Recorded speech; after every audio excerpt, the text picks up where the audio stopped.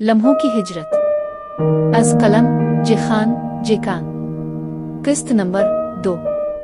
सफ़र तवील था और रास्ते के मनाजिर तेजी से पीछे छूट रहे थे, बिल्कुल इसी तरह जैसे हरीम की माजी की यादें इसके ज़हन के पर्दे पर आकर गुजर रही थी।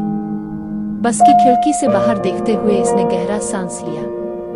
शहर की ऊंची इमारतें और तेज रफ्तार जिंदगी अब इसके सामने थी। ये वो जगह थी जहां इसे अपनी यूनिवर्सिटी की तालीम का आगाज करना था, एक ऐसी दुनिया जो उसके अब तक के पुरसुकून और मजहबी माहौल से बिल्कुल मुख्तलिफ थी।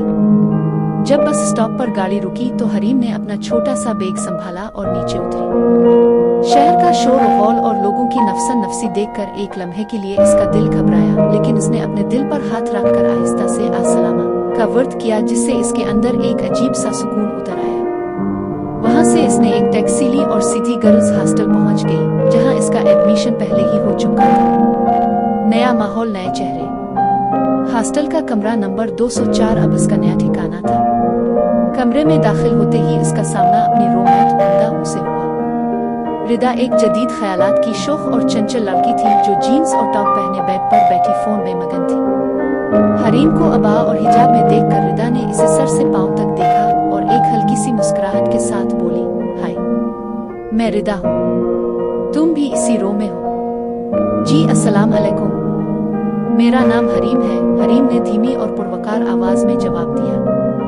रिदा ने वालेकुम अस्सलाम कहते हुए इसका बैग रखने में मदद की, लेकिन इसकी आंखों में हरीम के हुलिये को लेकर कुछ सवालात साफ नजर आ रहे थे। हरीम, तुम इस गर्मी में भी ये सब अबा पहनती हो? यहाँ यूनिवर्सिटी में तो बहुत मॉडर्न माहौल है, लोग बातें करेंगे। हरीम ने मुस्कुराकर अपना हिजाब दुरुस्त किया और नरमी से बोली, रिदा, हया तो मोमिन का जेवर होती है, और जब इंसान अपने रब को राजी करने निकले तो फिर दुनिया की बातों का डर नहीं रहता।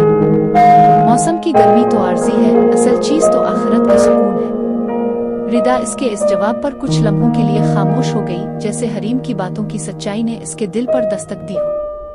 एक अनजान रास्ता। अगली सुबह यूनिवर्सिटी का पहला दिन था। हरीम ने अपने सफेद हिजाब को अच्छे से सीट किया और यूनिवर्सिटी के बड़े गेट से दाखिल हुई। वहां का माहौल वाकई रिदा की बातों के मुताबिक था। हर तरफ रंगीनियां और कहकहे थे। वो अपनी क्लास का रास्ता ढूंढ रही थी कि अचानक कॉरिडोर के मोड़ पर एक तेज रफ्तार लड़का फोन पर बात करता हुआ इससे जोर से टकराया। हरीम के हाथ में मौजूद डायरी और पेन नीचे गिर गए। देखकर नहीं चल सकती क्या? इस लड़के की रोबदार और गुस्सीले लहजे वाली आवाज कॉरिडोर में गूंजी। हरीम ने चौंक कर ऊपर देखा। सामने खूबरू मगर मगरूर आंखों वाला एक नौजवान खड़ा था, जिसके चेहरे पर तकब्बुर साफ झलक रहा था। ये असफंदियार था, यूनिवर्सिटी के सबसे अमीर और बिगड़े हुए खानदान का चश्मो चराग, जिसे हर चीज अपने इशारों पर चलाने की आदत थी।